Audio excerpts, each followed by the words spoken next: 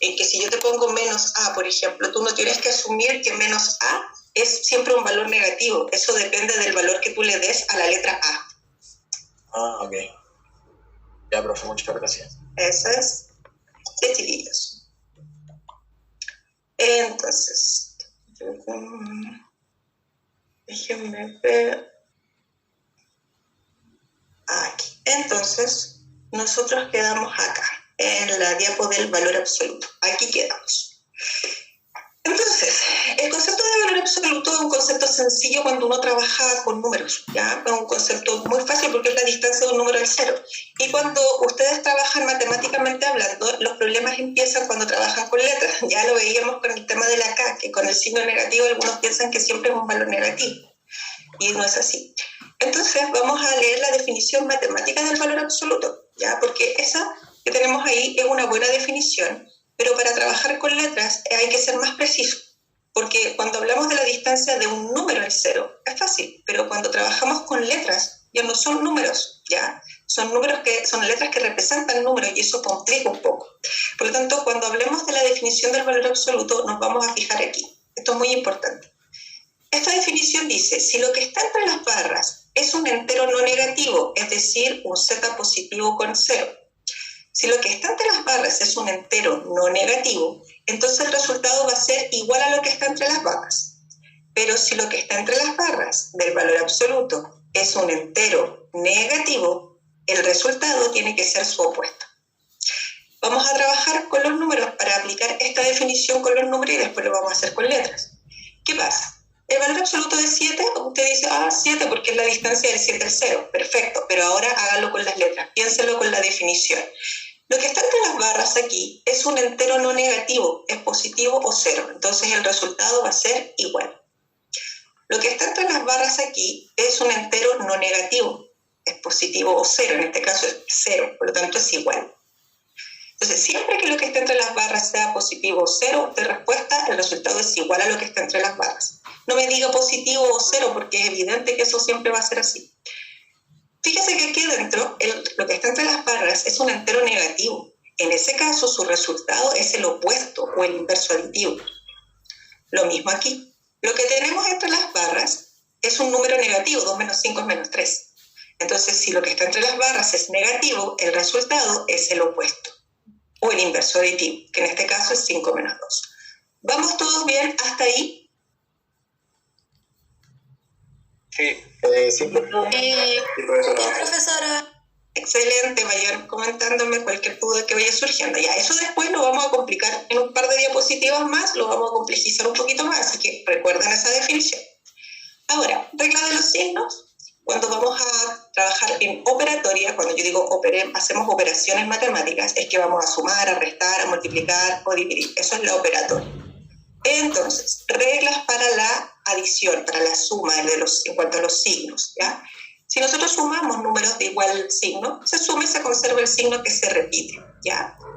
Si tenemos aquí dos números de distintos signos, se resta y se conserva el signo del que tiene mayor valor absoluto. En este caso, el que tiene mayor valor absoluto es el 12, por lo tanto nos quedamos con el signo positivo del 12.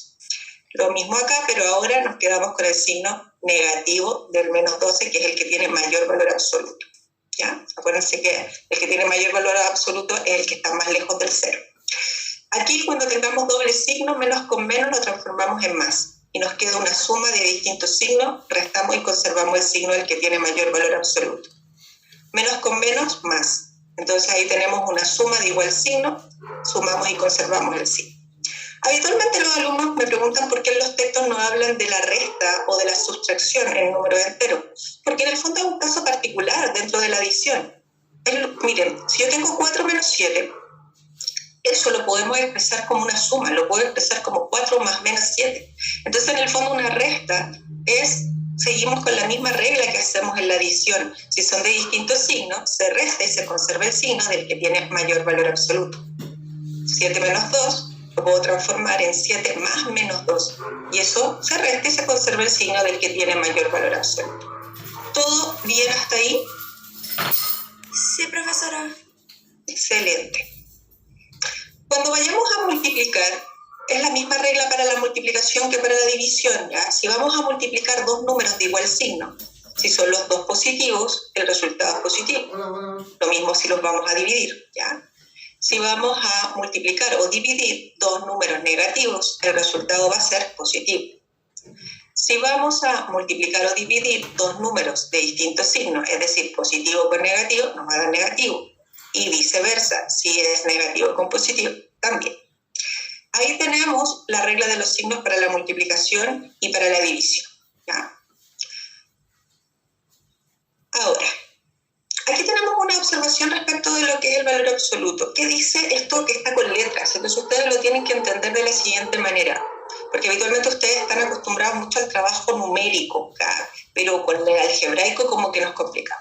¿Qué dice la primera observación? El valor absoluto de una expresión es igual al valor absoluto de su expresión opuesta, o el valor absoluto de un número es igual al valor absoluto de su opuesto. Ejemplo, si yo tengo el valor absoluto de 7 menos 5, eso es igual al valor absoluto de 5 menos 7, que es su expresión opuesta. Fíjense, esto es 2, esto es menos 2. Ambos tienen el mismo valor absoluto. A eso se refiere, ¿ya? Entonces se tienen que acostumbrar a entender las propiedades desde el punto de vista algebraico. ¿Qué dice la segunda observación? Dice, si usted tiene el valor absoluto de un producto, eso es equivalente al producto de los valores absolutos. Es decir, puede separar ese producto en valores absolutos independientes. Por ejemplo, el valor absoluto de menos 2 por 3, eso es menos 6, el valor absoluto de menos 6, ¿cierto? Y esto nos va a dar 2 y esto nos va a dar 3. Y en ambos casos, ahí podemos decir que se cumple la igualdad, ¿cierto?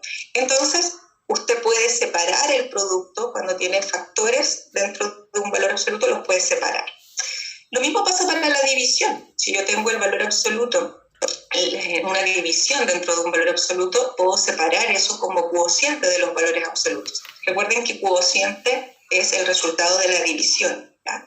Entonces aquí tenemos menos 4, esto es 4, fíjense, bueno, esto es 8 y esto es 2. Y eso finalmente en ambos casos nos va a dar el mismo resultado, ¿ya? Entonces, esas son características y observaciones importantes respecto de lo que se puede hacer con el valor absoluto. Pero tienen que tener cuidado porque esto no se puede hacer, esto que acabamos de hacer con la multiplicación y con la división, no se puede hacer en la adición o en la resta, no siempre se cumple. Puede que a veces se cumpla, pero no siempre. Entonces el tema es que las propiedades o las características del valor absoluto, ustedes tienen que recordar las que se cumplen siempre, no solo a veces, ¿ya? Aquí, por ejemplo, el valor absoluto de 5 menos 7 es el valor absoluto de menos 2. Y eso es distinto, eso significa ese símbolo, eso es 5 menos 7, ¿cierto? Y eso nos va a quedar 2, y eso es distinto a esto que nos queda menos 2. Por lo tanto, usted no puede separar, por ejemplo, la resta porque no da el mismo resultado. Sí se puede separar el producto y la división, ahí sí que se cumple, pero con la resta o con la adición no necesariamente. ¿Se entiende, chiquillos? Sí, sí, profe. Sí, profesora. Seguimos. Vamos con el orden de los números enteros. Esto es bastante sencillo, pero a veces se confunden con la lectura de la simbología. Aquí tenemos algo que se llama ley de tricotomía. ¿Por qué se llama ley de tricotomía? Porque cuando uno ordena los números enteros, por ejemplo, si yo tomo dos números enteros, estos números pueden pasar solo tres cosas respecto a su orden. Que A sea mayor que B en la recta numérica, o que A sea un número más pequeño que B, o que estén en la misma posición, o sea, que sean iguales. ¿Ya? Entonces eso habla de ley de tricotomía, porque solo pasan esas tres cosas respecto del orden. A partir del orden podemos decir que hay desigualdades estrictas y no estrictas. Por ejemplo, ahí tenemos que A es mayor que B, boquita abierta indica mayor, la puntita del símbolo menor, ¿ya? También lo podemos leer como B menor que A, da igual. Ahora, si yo tengo que A es más pequeño que B, ya lo puedo leer de esa manera, A es menor que B, o que B es mayor que A. Entonces, no olvidar la lectura, ya el símbolo también se los pueden invertir, pero siempre la boquita abierta indica mayor, que no se les olvide. Ahora, cuando hablamos de las desigualdades no estrictas, hablamos cuando hay un igual, y eso significa A mayor o igual que B, o también B menor o igual que A. Al revés sería que A menor o igual que B, o también lo podemos leer como B mayor o igual que A. En las desigualdades no estrictas se genera una confusión con la lectura de ellas. Pongan atención.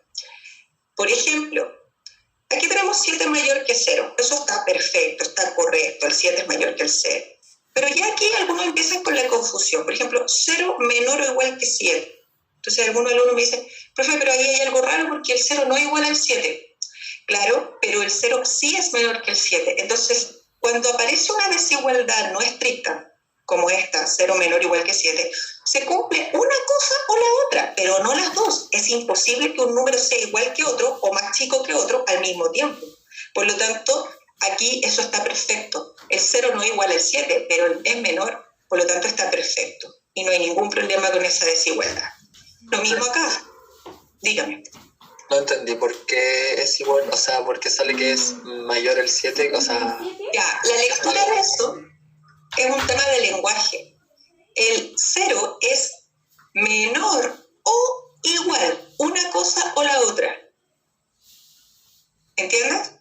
¿El 0 es igual al 7? No, no es igual. Pero tú te quedas con que el 0 es menor que el 7.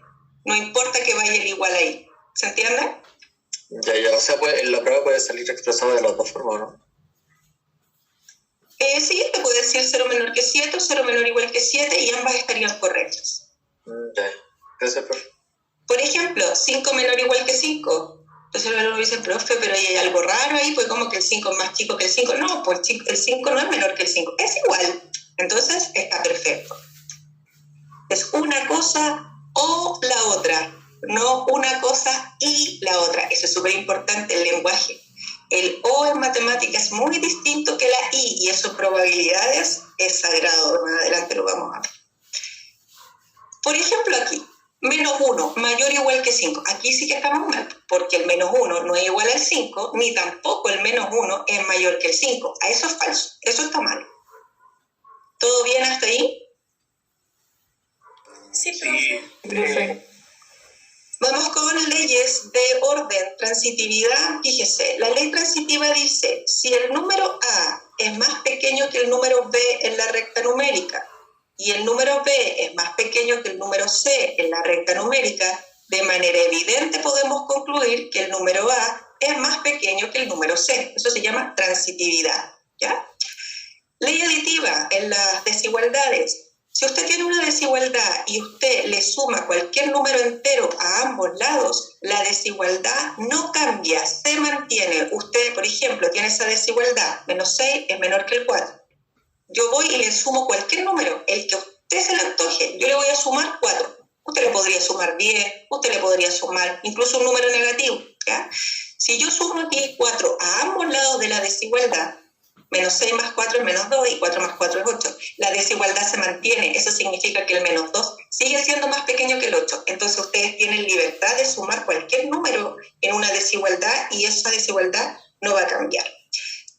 Lo mismo si, por ejemplo, tenemos ahí una desigualdad 2 menor que 7 y ustedes le suman un número negativo a ambos lados. Si yo sumo menos 5 a ambos lados, me quedan menos 3 y 2. Y el menos 3 sigue siendo más pequeño que el 2. La desigualdad no cambia, se mantiene. Es decir, el símbolo no tiene que cambiar de posición, sigue en la misma posición. En cambio, tienen que tener cuidado con las multiplicaciones. ¿Por qué? Si usted tiene una desigualdad y la multiplica por un número positivo, la desigualdad no cambia. Pero si usted tiene una desigualdad y la multiplica por un número negativo, la desigualdad sí tiene que cambiar. Vamos a ver ejemplo. Por ejemplo, 3 es menor o igual que 8. Si yo multiplico por 5, se mantiene la desigualdad. El 15 sigue siendo más pequeño que el 40. Entonces no tenemos que cambiar el signo de la desigualdad. Sigue en el mismo orden. Pero si yo lo multiplico por menos 5, la desigualdad tiene que cambiar. Porque al multiplicar 3 por menos 5 me queda menos 15. Y 8 por menos 5 me queda menos 40. ¿Y quién es mayor? El menos 15, porque está más a la derecha en la recta numérica. Entonces aquí el signo de la desigualdad tiene que cambiar. ¿Se entiende? Sí. Seguimos. Son propiedades que hay que manejar para poder después trabajar con todo lo que son desigualdades, ¿ya? Ahora, importante que tengan esta noción, porque lo vamos a usar para algunos ejercicios del valor absoluto. Mire, si usted tiene un número A más pequeño que B, y ustedes los restan de izquierda a derecha, esa diferencia siempre va a ser negativa.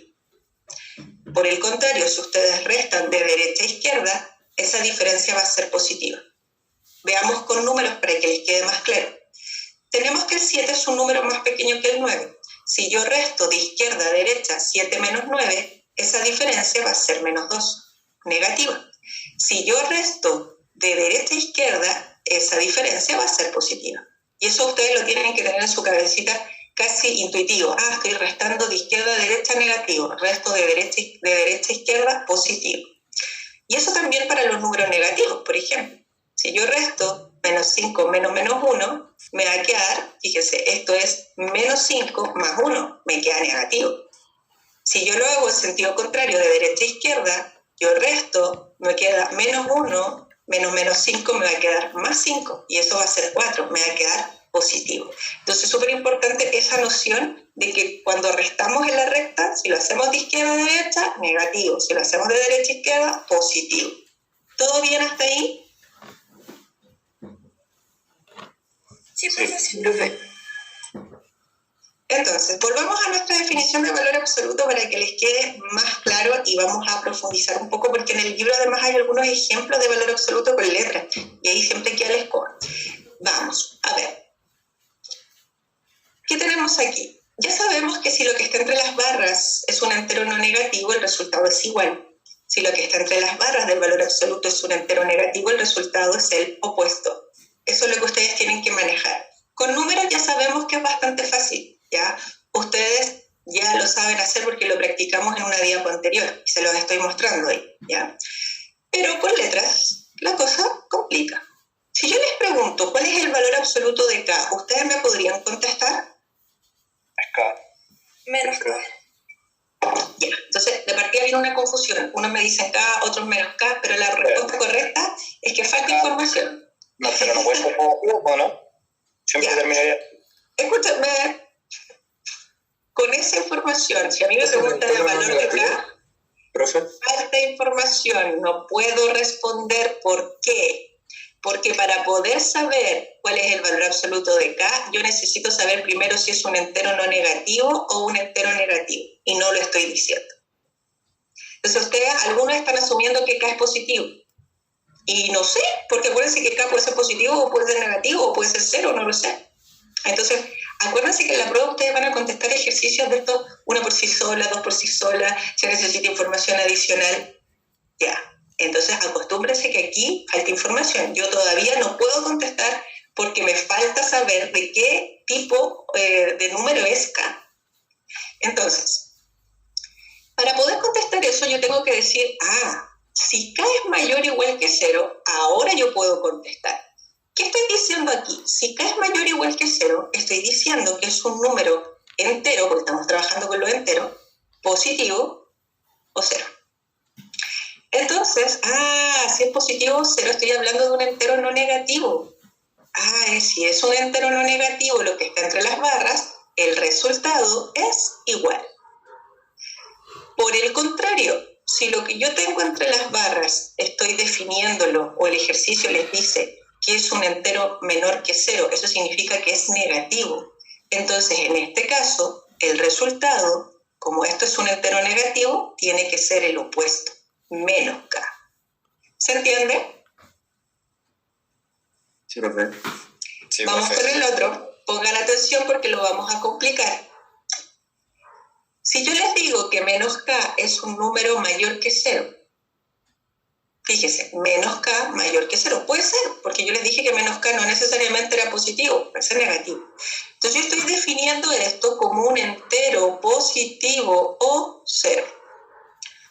Entonces si a mí me preguntan por el valor absoluto de menos K y yo sé que esto es un entero positivo o 0, en el fondo es un entero no negativo. Y si lo que está entre las barras es un entero no negativo, el resultado tiene que ser igual. ¿Se entiende?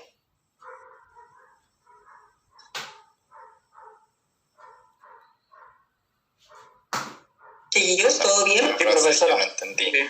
Ya, ¿alguien no entendió? ¿Quién no entendió? Dígame su nombre. Yo, Esteban. Esteban, me devuelvo. Espérame. Tú siempre te tienes que fijar en cómo está definido lo que está dentro de las barras, ¿ya? Entonces, fíjate que aquí, ¿qué significa eso? Menos K mayor o igual que 0, Esteban. Estoy diciendo que ese número menos K, ¿qué tipo de número es? Es un entero no negativo.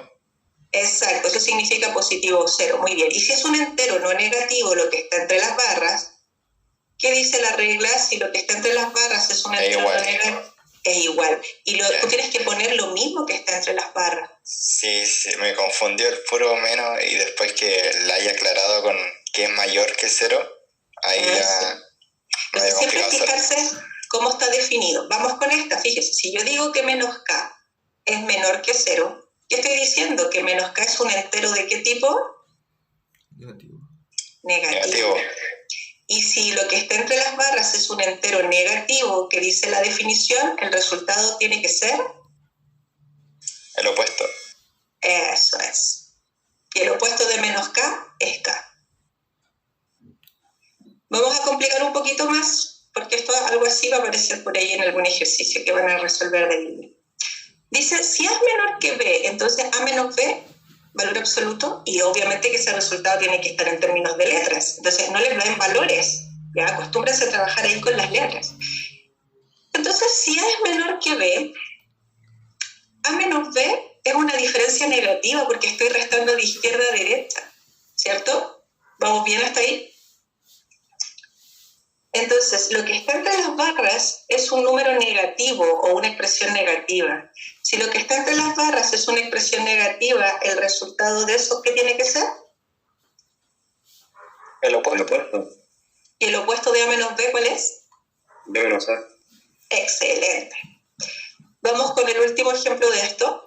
Si yo digo ahora que A es mayor o igual que B, entonces aquí tenemos dos opciones. A es mayor que B o son iguales. Nos vamos a poner en los dos casos.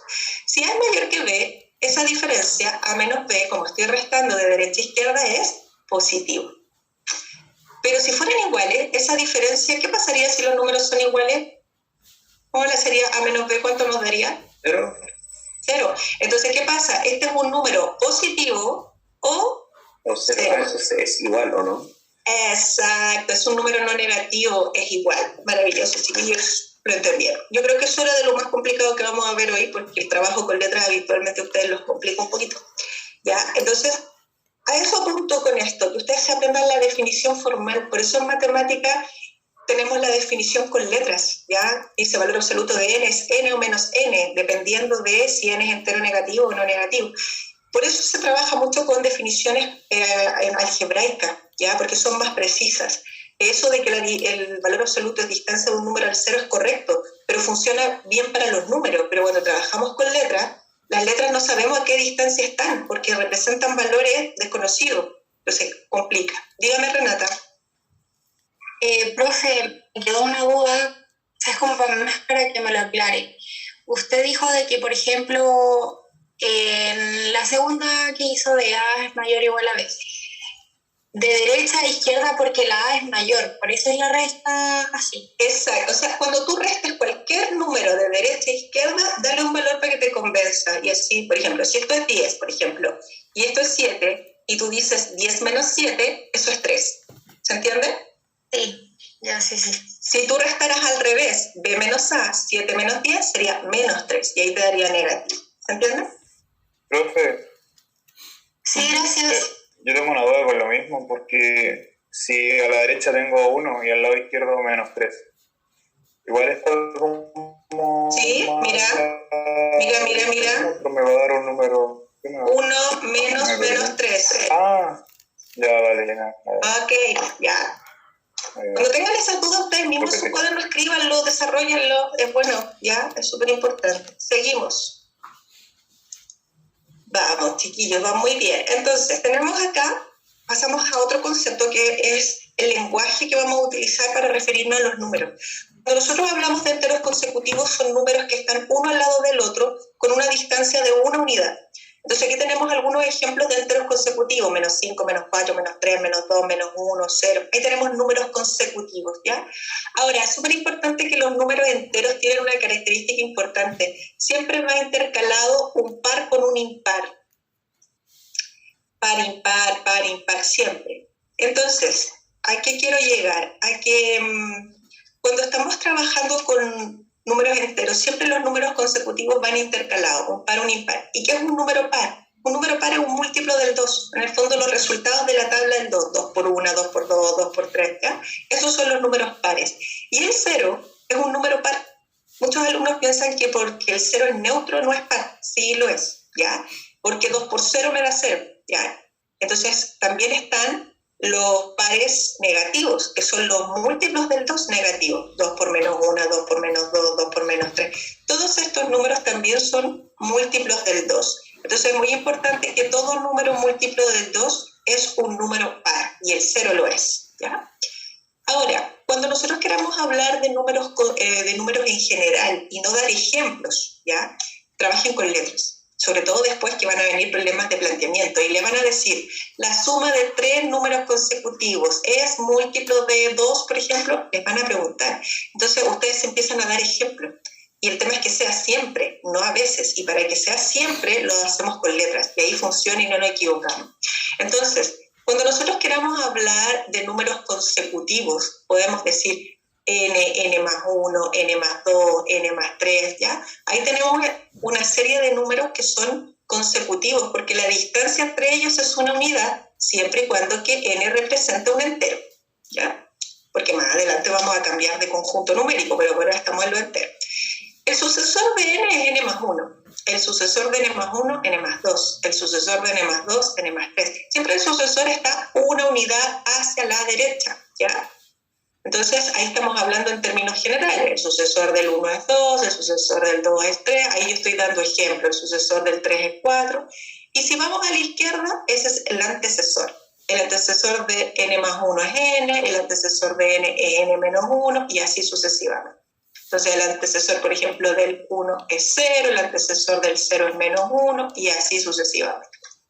Ahora, si n representa un número par, su sucesor y su antecesor inevitablemente son impares, porque van intercalados, ¿ya? Ahora, por otra parte, si n no fuera par, podría ser impar, que es la única otra opción, y en ese caso, si n es un impar, su sucesor y su antecesor serían pares, ¿ya? Entonces es importante tener en cuenta eso. Ahora, cuando nosotros hablamos de un número par, ustedes saben que los pares ya son múltiplos del 2, entonces los vamos a expresar de manera general de la forma 2 por n. Bueno, usted le puede poner la letra que quiera en general, ya puede ser 2n, 2x, 2t, siempre y cuando que la letra sea un número entero, ¿ya? Porque si es un número racional, cuidado que eso es otro tipo de números que son las fracciones, ¿ya? Y ahí ya no siempre va a ser un número múltiplo del 2, o sea, siempre tiene que ser la letra un entero, eso es muy importante. Entonces, si n es un entero, 2n siempre va a ser un número par. Y por lo tanto, su sucesor y su antecesor serían siempre impares. Entonces, cuando ustedes les preguntan una forma de expresar un número impar, 2n más 1. ¿Está seguro que es un impar? O 2n menos 1 también. Pero no es la única forma. Hay muchas formas. Por ejemplo, aquí yo les estoy poniendo una serie de números. Y estos números que ustedes ven aquí son todos números consecutivos, porque están a una unidad de distancia, todos entre sí. También son números consecutivos, pero ¿cuál es la diferencia de estos números consecutivos con esos números consecutivos que les puse arriba? Lo que pasa es que aquí usted está seguro que 2n es un número par y está seguro que 2n más 1 es un impar. Entonces es muy importante tener en cuenta eso. Aquí usted sabe absolutamente cuál es par y cuál es impar. En cambio aquí puede ser que n sea un número par, como puede ser que n sea un número de tipo impar, ¿ya? Entonces, aquí es súper importante que 2 multiplicado por n siempre va a ser un par, y su sucesor y su antecesor siempre van a ser impares, ¿ya? En cambio, arriba, eso puede variar. Ahora, cuando hablamos de pares consecutivos, ejemplo, 2, 4, 6, 8, 10, van de 2 en 2, pero si los queremos trabajar de manera general, yo puedo decir 2n menos 2, 2n, 2n más 2, 2n más 4, y fíjense que estoy contando de 2 en 2. Ahí estoy trabajando de manera general, ¿ya? Si yo hablo de los impares consecutivos, ejemplo, 1, 3, 5, 7, 9, ¿cierto? Esos son impares consecutivos, ¿ya? Pero si yo quiero trabajar de manera general con impares consecutivos, digo 2n más 1 o 2n menos 1, ya ahí están a una... Fíjense que los impares consecutivos también van de 2 en 2, ¿ya? Entonces, todos estos números impares que van de 2 en 2 también los podemos trabajar de manera general. 2n menos 3, 2n menos 1, 2n más 1, 2n más 3. Si yo le voy sumando de 2 en 2, voy generando números impares consecutivos. ¿Todo bien hasta ahí? Sí, profe. Sí. Ahora, concepto de cuadrado perfecto, que también se los pueden preguntar. ¿Qué es un cuadrado perfecto? Es el resultado de elevar los enteros positivos al cuadrado, o los naturales al cuadrado. Entonces, 1 al cuadrado, 2 al cuadrado, 3 al cuadrado, 4 al cuadrado, 5 al cuadrado. Estos son cuadrados perfectos. 1, 4, 9, 16, 25. Pero cuidado, el 0 no es un cuadrado perfecto porque la definición dice que usted está elevando los enteros positivos o los naturales al cuadrado. Y los enteros positivos no incluyen el 0. Por lo tanto, el 0 no es un cuadrado perfecto. Cuidado, ¿ya? El 0, recuerde, ¿qué es? No es cuadrado perfecto, pero sí es entero, neutro y par. Que no se les olvide el 0, que es un número bien importante. Y es parte, el 0, de los enteros no negativos y de los enteros no positivos. Vamos a las potencias. Toda potencia tiene una base y un exponente. Entonces, es muy importante tener en cuenta el concepto de potencia. La potencia indica la cantidad de veces que vamos a multiplicar por sí misma la base. 2 elevado a 3, 2 por 2 por 2, 8, ¿cierto? Ese es el concepto. Ahora, por ahora, nosotros vamos a trabajar solo con potencias de base entera y exponente entero no negativo. Porque si trabajábamos con exponente negativo, esto sería una fracción, ¿se acuerdan de eso? Y eso se transformaría finalmente en una fracción y eso es un número de tipo racional, pertenece al conjunto de los Q, no de los Z, y eso lo vamos a ver la próxima semana recién, ¿ya?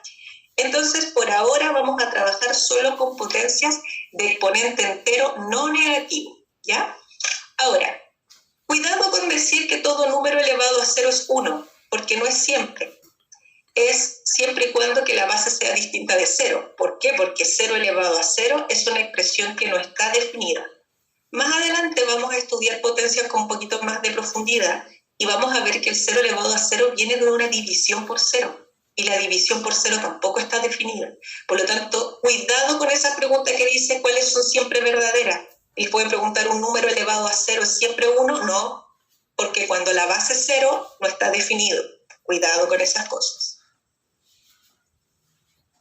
Ya, sabemos ya que 0 elevado a 0 no está definido.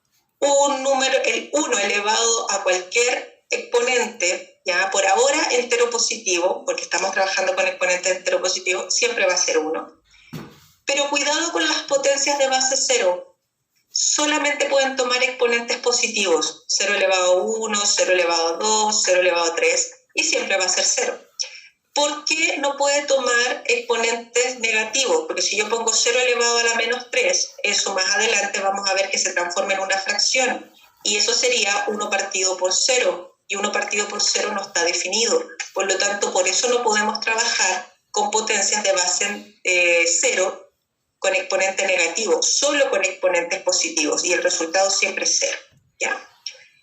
Ahora, el conflicto de las potencias viene con los signos y con los paréntesis, y eso es lo que vamos a trabajar a continuación. Cuando uno tiene una potencia y la base es positiva, no hay problema, ustedes a eso lo saben calcular, ¿cierto?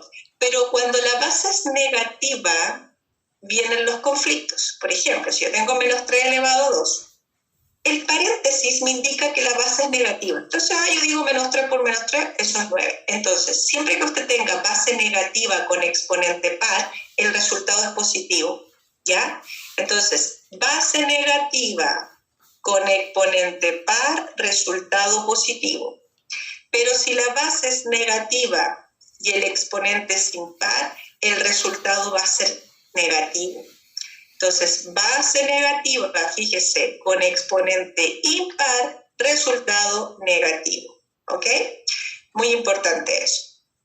Entonces, ojo con lo que vamos a ver a continuación. ¿Por qué? Porque cuando las cosas son sencillas y no hay signos negativos involucrados, la cosa es simple, pero empiezan los conflictos aquí. Cuando usted tiene una serie de paréntesis en las potencias, estos pequeños detalles hay que saber manejarlos y manejarlos de manera conceptual. ¿Qué significa esto? Que la base de la potencia es menos 4. Entonces eso es menos 4 por menos 4 y eso es 16. Listo. Pero si no hay paréntesis aquí, en el segundo ejemplo, esto indica que la base de esa potencia no es menos 4. Ese signo negativo que está ahí, al no tener paréntesis, es un menos 1 que multiplica a toda la potencia y eso hace que el resultado sea menos 16.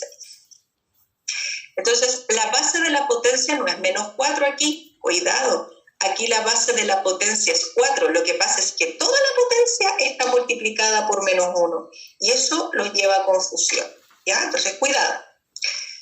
¿Qué pasa aquí? Lo que pasa aquí es en el fondo es como una trampa para confundirlos con lo que está más arriba. Fíjense en la posición del paréntesis. Es muy distinta a la que está en el primer lugar. ¿Por qué? Porque aquí el paréntesis está afuera. Entonces, ¿qué pasa? Aquí tenemos menos 1 por 4 elevado a 2 con paréntesis. En el fondo es lo mismo que está acá arriba, pero con un paréntesis. Y usted incluso lo puede sacar, ¿ya? Y decirlo así, y expresarlo así. No es obligación poner el paréntesis siempre. Entonces, es muy importante que eso generalmente le genera una gran confusión al momento de trabajar con los ejercicios. Ahora, el tema del paréntesis es importante cuando usted tiene exponente par. Veamos qué pasa cuando el exponente es impar. Mire, si yo tengo menos 2 elevado a 3, lo que está diciendo ese paréntesis es que la base es menos 2. Acá la base es 2, lo que pasa es que está multiplicado por un signo negativo. Y ahí el paréntesis está fuera. Cosas distintas. Pero fíjense en los resultados. Aquí la base es menos 2. Eso significa menos 2 por menos 2 por menos 2. Menos 8. Aquí no hay paréntesis. Al no haber paréntesis, esto es menos 1 por 2 elevado a 3, que es menos 8.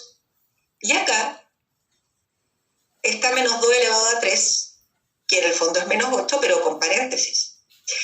Fíjense que al ser el exponente impar, el resultado es el mismo siempre. Me da lo mismo con o sin paréntesis. El tema es que cuando el exponente es par, el resultado cambia. Entonces, tienen que tener cuidado aquí, ¿ya? Porque aquí el juego de los paréntesis cambia el resultado porque el exponente es par. Cuando sea impar, no se preocupe porque el resultado no se va a ver alterado. Entonces, repito, si usted ve una potencia sin paréntesis, recuerde que siempre esto está multiplicado por un menos 1. Si no hay paréntesis, entonces eso significa que ese resultado siempre va a ser negativo. ¿Se entiende? Sí. Sí, profe. Muy bien. Profe. Ya, entonces, ojo con los ejercicios, con estos signos y los paréntesis, sobre todo cuando el exponente es par, ¿ya? Profe, Ahora, dígame.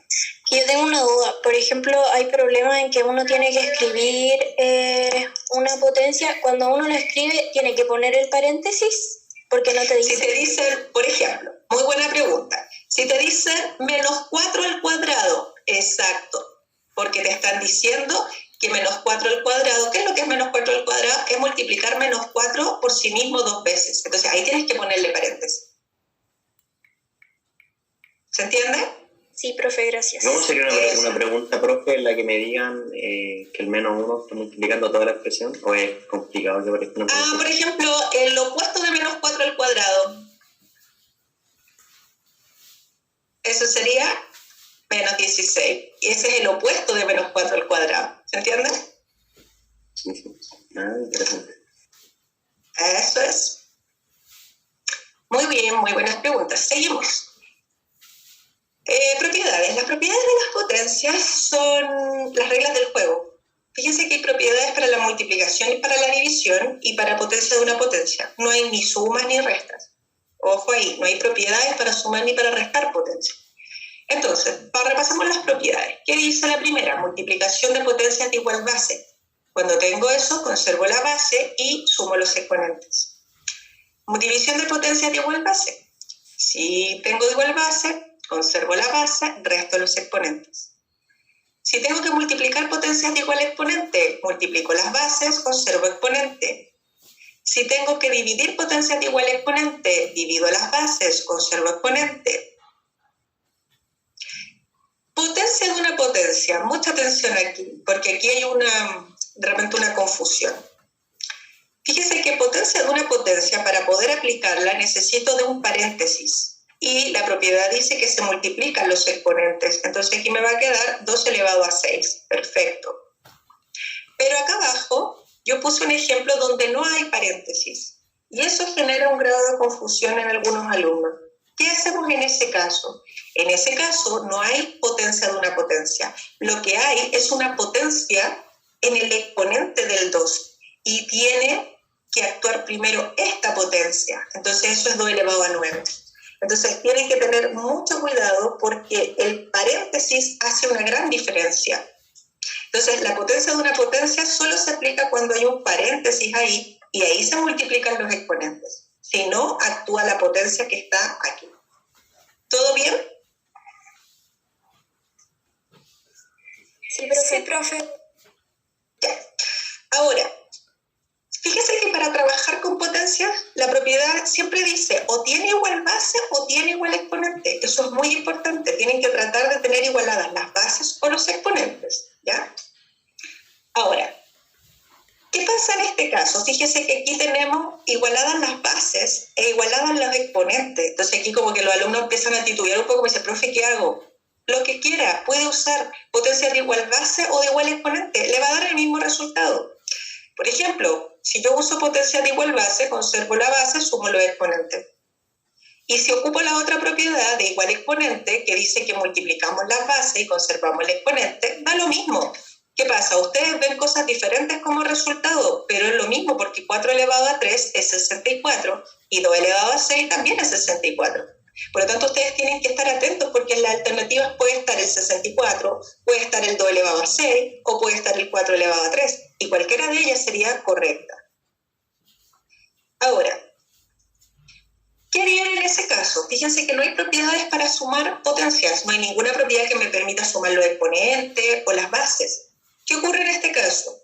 Muchos alumnos me dicen, profe, yo calcularía el 3 elevado a 4 porque 3 elevado a 4 es 3 por 3 por 3 por 3 es 81. Ah, entonces tengo 81 más 81 más 81. Puede ser.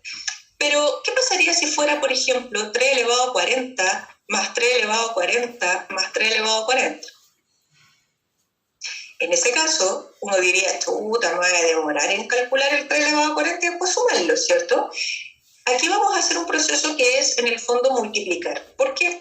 Porque cuando yo tengo repetida la base y el exponente, puedo decir que eso es 3 veces 3 elevado a 40, ¿ya? Y ese 3 veces, en el fondo, es una multiplicación. Por lo tanto, ese 3 está elevado a 1. Cuando el exponente no aparece es porque es 1. Entonces conservamos la base, sumamos los exponentes y ahí tenemos nuestro resultado en versión potencia. Esto que está aquí, lo que tenemos acá arriba, sería 3 veces 3 elevado a 40 y eso sería 3 elevado a 41. Otro ejemplo, por ejemplo, si yo tengo 5 elevado a 10 más 5 elevado a 10 más 5 elevado a 10 o más 5 elevado a 10, por ejemplo, ahí yo tengo 4 veces 5 elevado a 10, ¿ya? Pero ese 4 no tengo, bueno, lo puedo expresar así, como 2 elevado a 2, y ya no tengo mucho más que hacer porque aquí no tengo la misma base, no tengo el mismo exponente, por lo tanto, hasta ahí llegó nuestro ejercicio. ¿Se entiende? Sí, profe. Profe, tengo una duda. Dígame. Cuando, por ejemplo, igual hay suma, pero tienen distintos exponentes. Ya.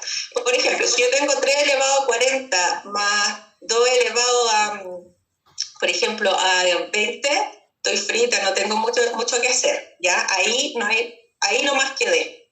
Necesito una calculadora y en la prueba no la voy a tener, así que eso no me lo van a preguntar, ¿ya?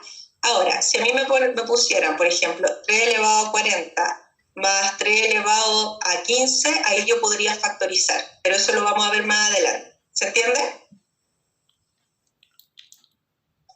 Sí. Ya. La factorización es más adelante y ahí vamos a hacer otro proceso. Lo vamos a enseñar más adelante. Muy bien. Después que lo tenemos, lo de 3 elevado a 40, me perdí un poco. Ay, lo borré, justo lo borré. Espérame. Tú dices cuando tienes 3 elevado a 40 más 3 elevado a 40 más 3 elevado a 40, ¿sí?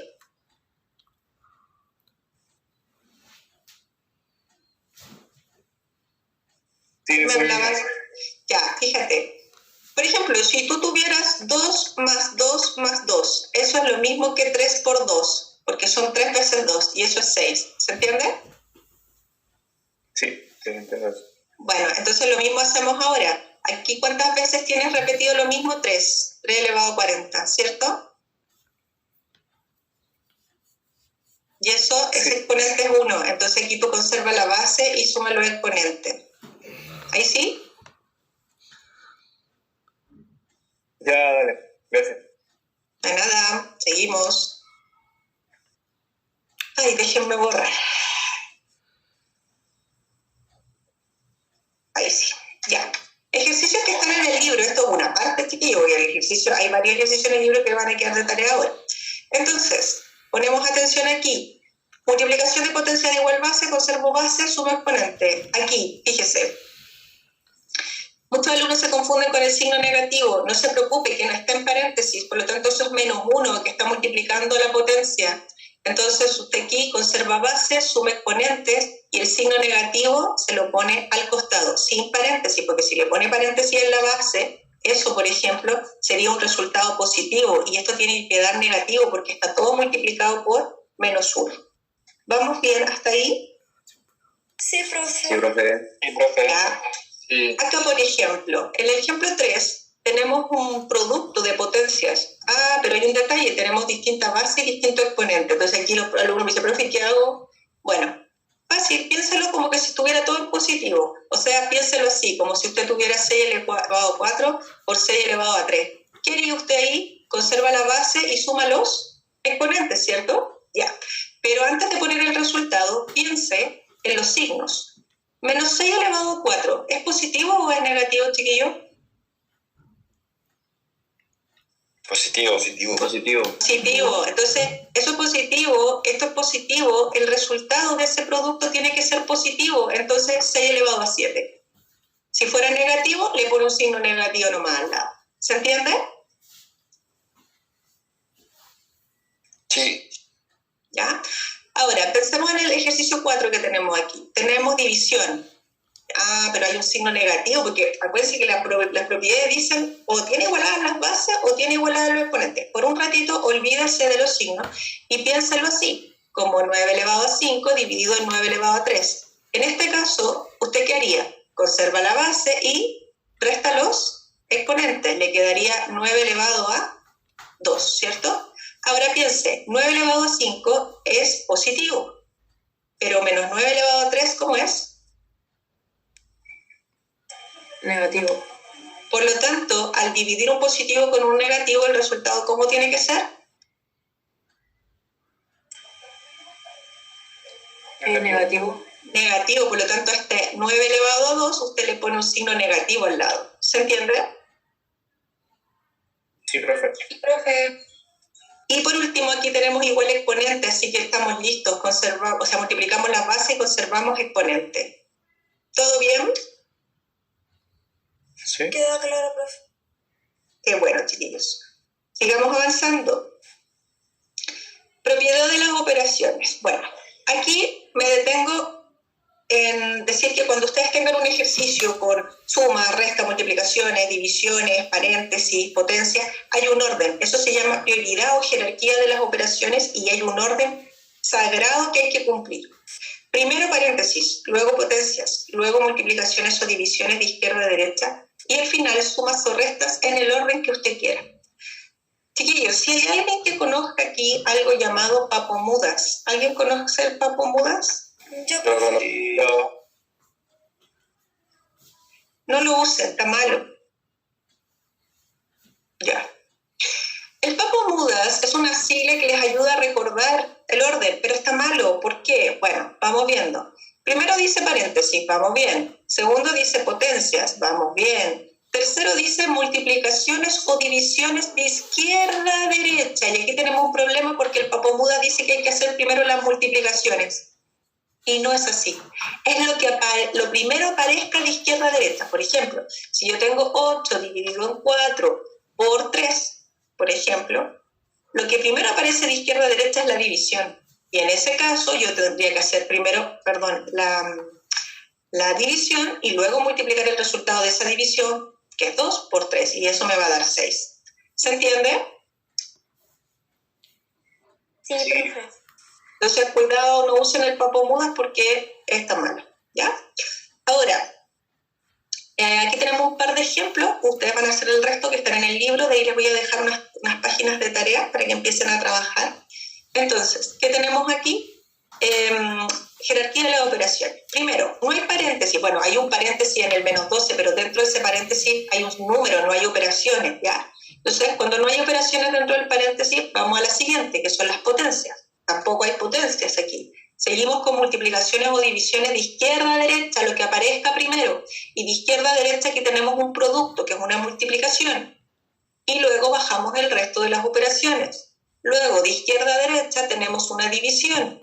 Y luego seguimos. Ahora tenemos una suma y un producto. Tiene más jerarquía o más prioridad el producto. Hacemos primero el producto y luego al final las sumas o las restas en el orden que ustedes quieran.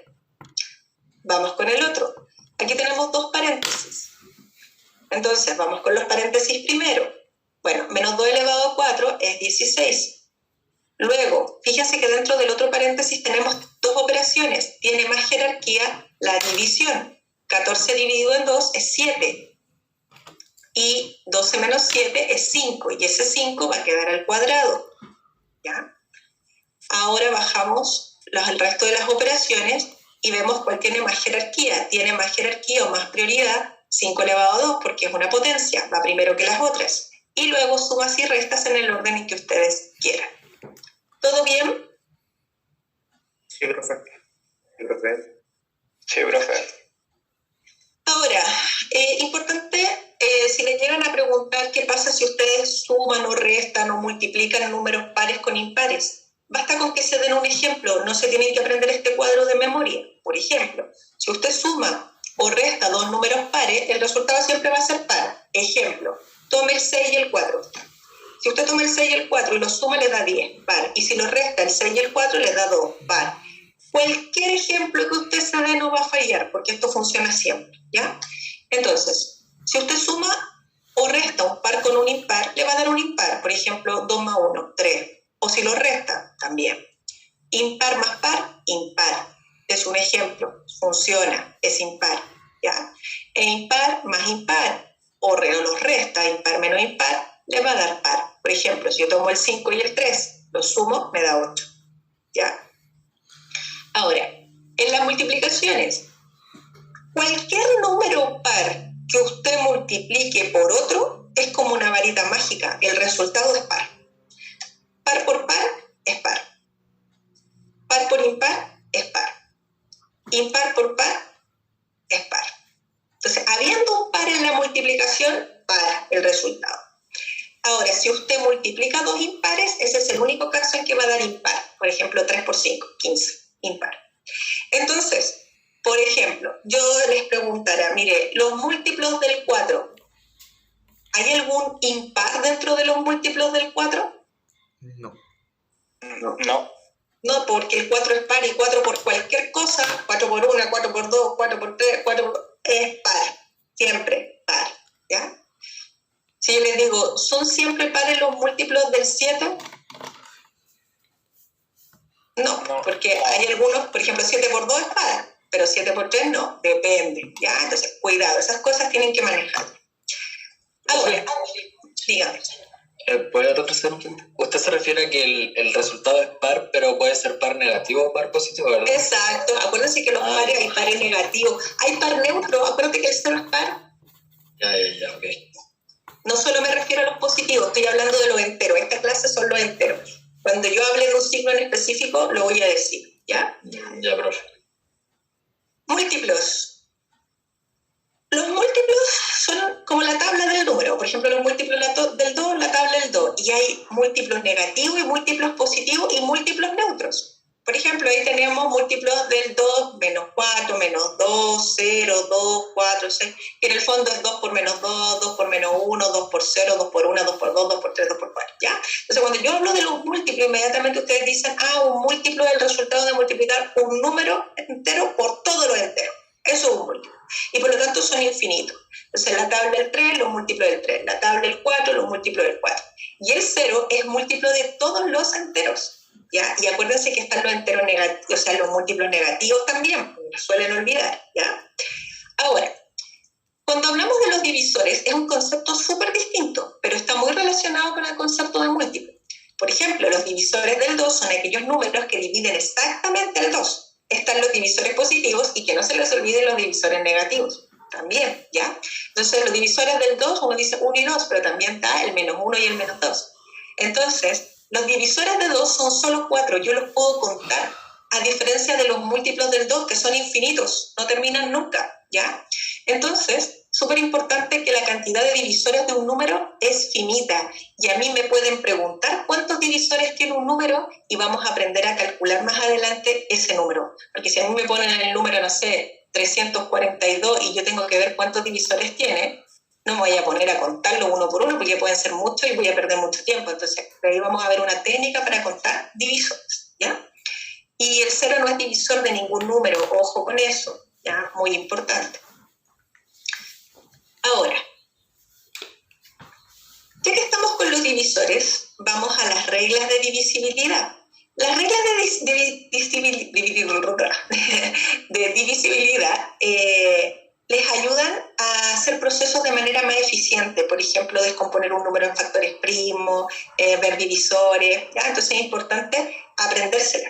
Si yo les pongo el 108 y les pregunto si el 2 es un divisor, yo tengo alumnos que empiezan a dividir por 2 y dicen, a ver, el 2 en el 10 cabe 5, me sobran 0 bajo el 8, el 2 en el 8, 4, me sobran 0. Y si me sobran 0 es divisor, porque el 2 cabe 54 veces en el 108.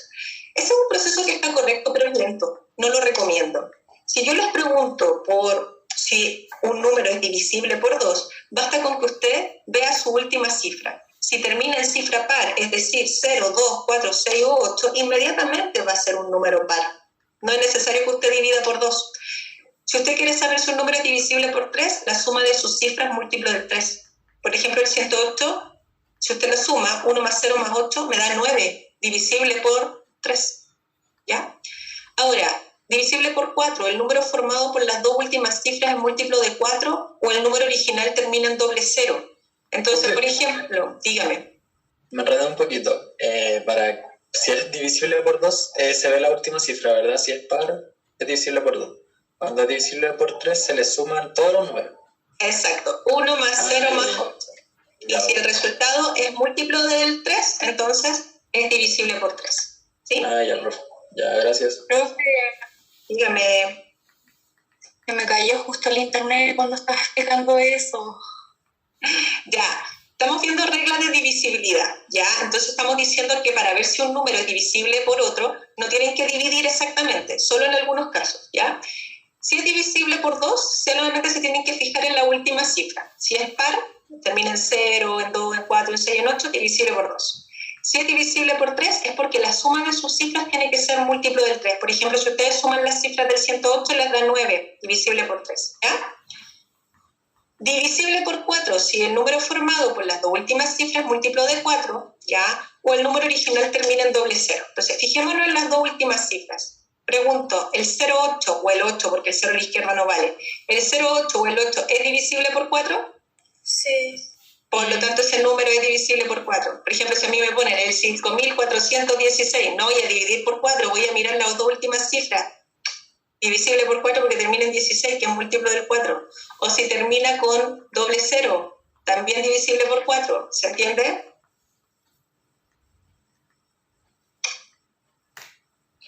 Ya. Si termina en 0 en 5, divisible por 5. Entonces este número no es divisible por 5.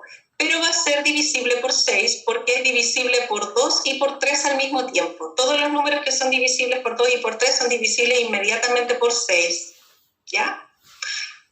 Fíjese que la regla del 7 no está.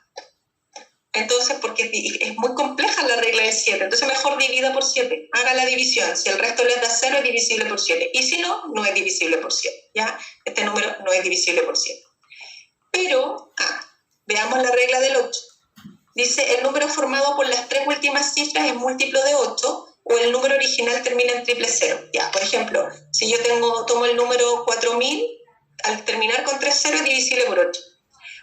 Pero en el caso, por ejemplo, del 108, como tiene 3 cifras, la única opción que tengo es dividir por 8, ¿ya? Porque tengo que tomar las 3 últimas cifras y ver si son múltiplos del 8 o divisible por 8. Entonces ahí yo divido. Por ejemplo, el 8 en el 10, va a haber 1, me sobran 2. Entonces yo digo el 8 en el 28 cabe 3 veces, 3 por 8 es 24, me sobran 4. Como me sobraron 4, no es divisible, porque tiene que ser exacto, ¿ya? Entonces ahí hay que dividir, no hay otra opción, ¿ya? Pero las 3 últimas cifras nomás, no tienen que tomar todo el número. Si el número tiene 10 cifras, usted toma las últimas 3, entonces es más fácil, ¿ya?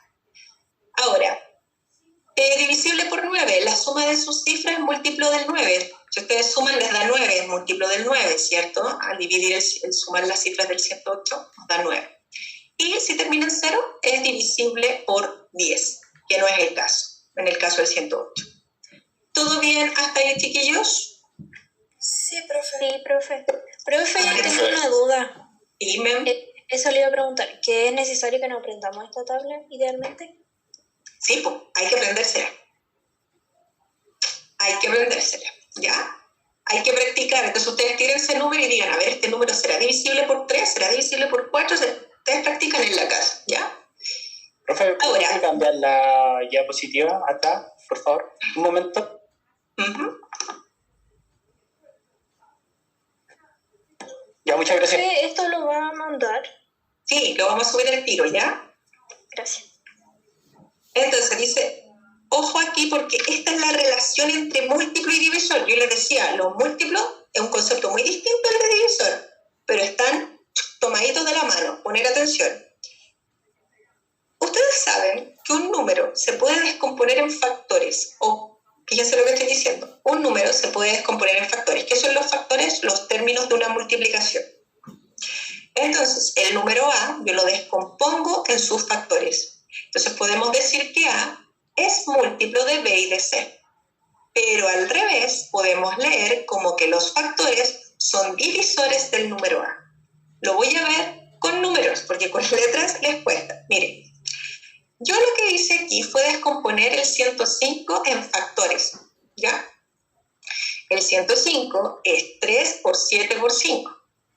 3 por 7 es 21 y 21 por 5 me da 105. ¿Qué pasa? Si yo visualizo lo que ocurre acá, estos son sus factores, 3, 7 y 5. Y cada uno de estos factores, ¿ya? Vamos a ver qué relación tiene con el 105. Podemos decir que 105 es múltiplo de 3, porque está dentro de la tabla del 3. Es múltiplo de 7 y es múltiplo de 5. Entonces, cuando yo tengo un número descompuesto en factores, veo sus múltiplos. Pero, ojo, no solo los que se ven ahí de manera evidente, que son el 3, el 7 y el 5, también las combinaciones que se dan entre ellos. Por ejemplo, 21. 3 por 7 es 21, por lo tanto 105 también es múltiplo del 21. 3 por 5, por ejemplo, es 15. Entonces 105 también es múltiplo de 15. 7 por 5 es 35. Por lo tanto, 105 también es múltiplo de 35. Entonces es súper importante que cuando yo descompongo un número en factores, wow, uno ve los múltiplos. Y no solamente ve los múltiplos, también va a ver los divisores. Miren, voy a borrar un poquito para que se vea bien.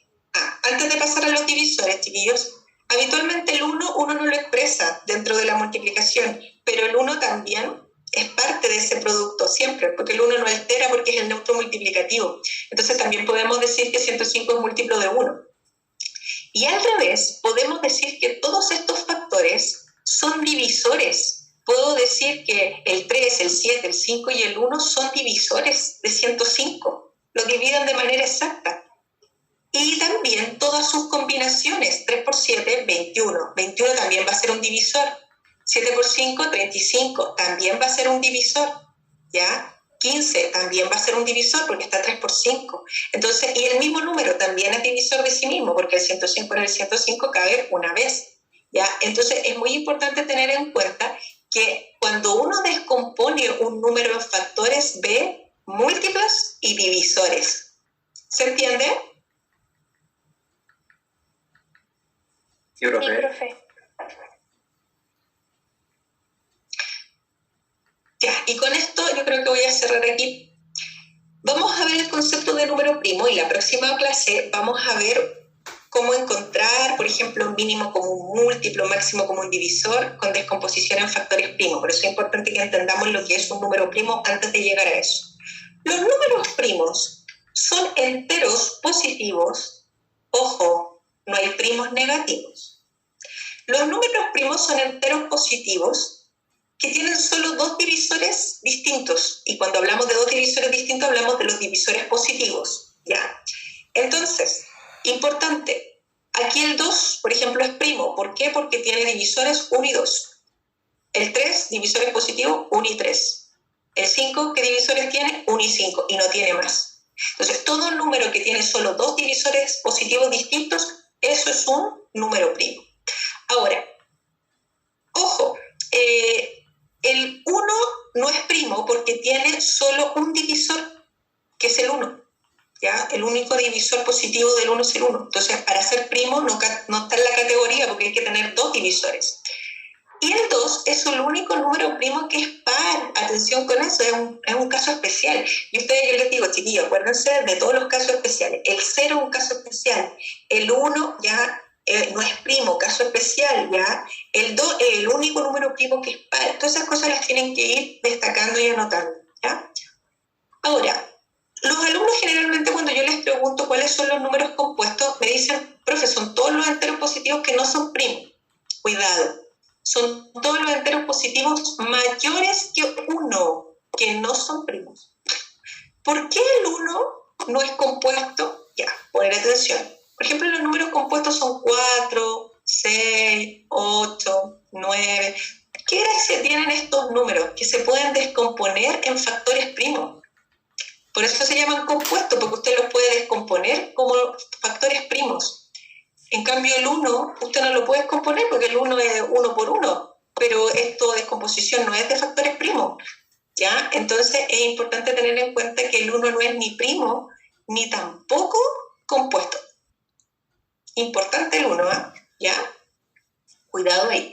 Y acuérdense que los números primos y los compuestos solo entran en la categoría de los enteros positivos. Nunca van a encontrar primos y compuestos negativos o cero, ¿ya? Ya. Próxima clase vemos el teorema fundamental de la aritmética. A ver, les muestro el tiro. Les voy a subir la carpeta. Déjenme ver en qué diapo quedamos para anotar. Estamos en la diapo 32. Mire, son 39 diapos, estamos en la 32. Así que la próxima clase terminamos en 10-15